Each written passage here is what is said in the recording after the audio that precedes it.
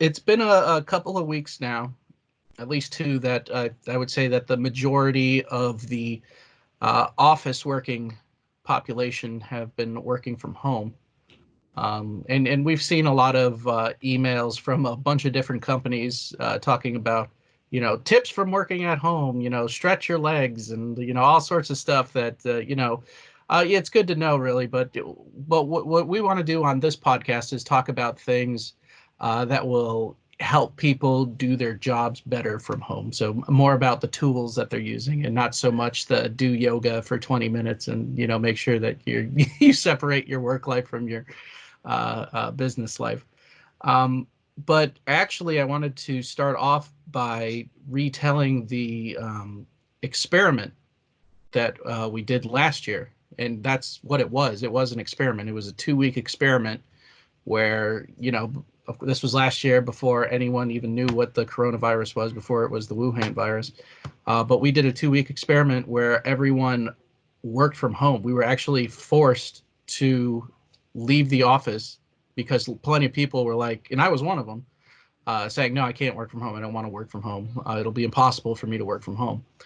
Um, and not jumping too ahead into the future, but look how quickly everyone was thrown to that same exact same position, and it wasn't a test. It's real life, and so they had to quickly figure out how to work from home. Um, but back to the 2 weeks, that was a huge learning opportunity for I think everyone who was involved with it. There was one person who didn't do it because they absolutely refused, and we give him sort of leeway to do that. But for everyone else, that was a big obstacle and a big hurdle to get over. So I know for my 2 weeks at least, uh, my problem was finding space in the house and finding a place where that I could just get work done. And I think that that's a huge problem that many people have right now. Um, with Teams, though, I mean, you guys can see a little bit here. I'm going to turn it off for a second. I'm actually working from a closet. Look at that. But You with want, you Black, want me to unblur mine? All right. This we, this is an office. This is an actual office with, computers and whatever you need. But Well, I think working from home, I mean, right now, yes, we're required to be at home in terms of quarantine and isolation and everything else. But hopefully once we come out of this, and certainly in the times before this, I always hated calling it work from home. It was, more like working for anywhere, working from a place that works for you. Like for, what Steve, you were saying is your issue. Things at home weren't always conducive to a working environment. So, you be creative, whether that means going and working at a coffee shop during certain periods of time or even different rooms within the house. I mean, since we did our experiment, or even before that, I was already working at home 1 to 2 days a week. And then since that experiment, for almost exclusively at home.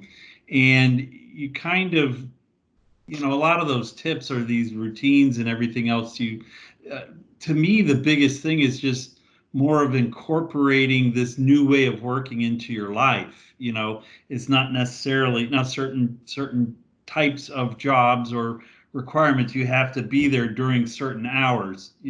Steve, you have to support clients during business hours, so you have a little less flexibility in that respect.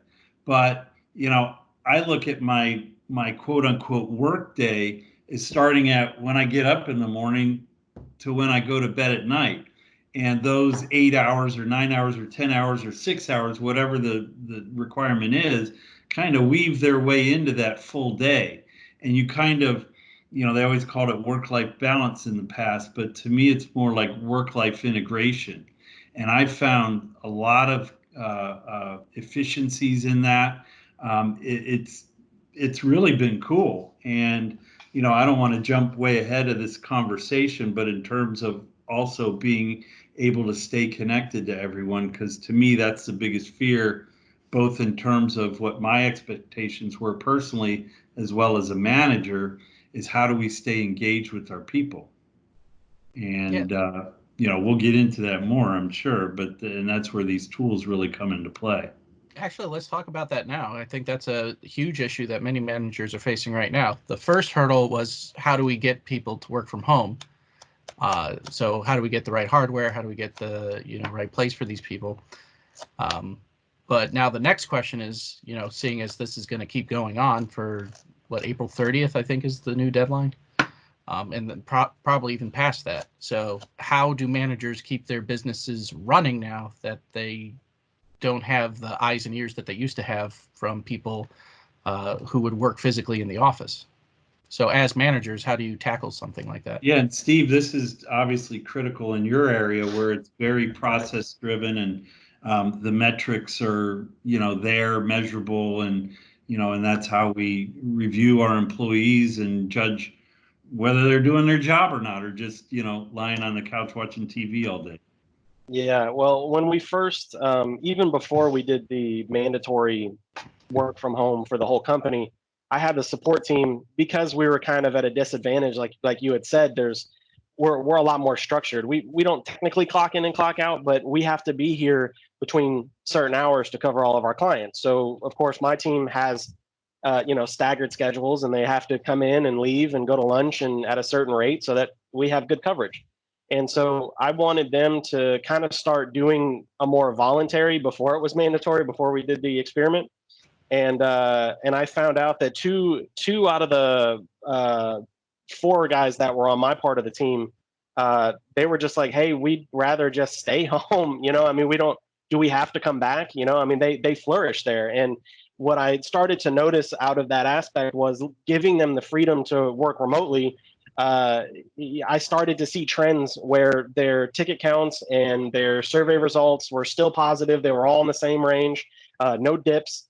But I ended up getting a little bit more work out of them. They actually started earlier because they didn't have to drive somewhere, and we're so used to driving to an office that extra 30 minutes, they were just kind of like, well, I mean, I already have my coffee. I guess I'll just sit down and start some work. And toward the end of the days, if someone got off at 5, I would notice, I'd go on there and chat with them for a minute, and it'd be 5:30, 5:45, and they're like, oh man, I forgot I was in the middle of a project and I kind of just lost a little track of time. But it was positive for them, and it ends up being positive for the company too, because you're not in. I always go if we see anybody leave the office at exactly 5 o'clock on the dot, it always reminds us of the beginning of the Flintstones, and when he's checking out and it's the clock just hit and everyone's rushing to get out, and we really don't have that problem. When you work from home, you have, like you said, Todd, a real integration.